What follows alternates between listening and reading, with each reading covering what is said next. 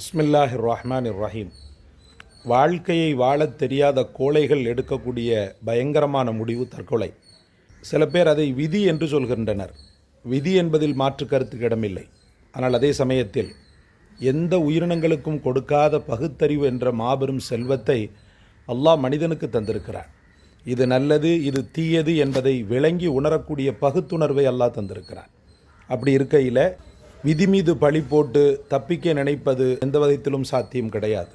மறுமை நாளில் படுபயங்கரமான நரகத்திற்கும் இன்னும் அல்லாஹுடைய வெறுப்புக்கும் காரணமாக அமைகிறான் என்று சொல்லப்படுகிறது.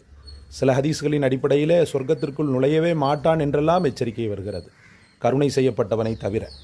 அதனால் இப்படிப்பட்ட அந்த தற்கொலை விதியை சார்ந்ததா அல்லது குறைமதியை சார்ந்ததா என்பதை இந்த காணொளி உங்களுக்கு விளக்குகிறது.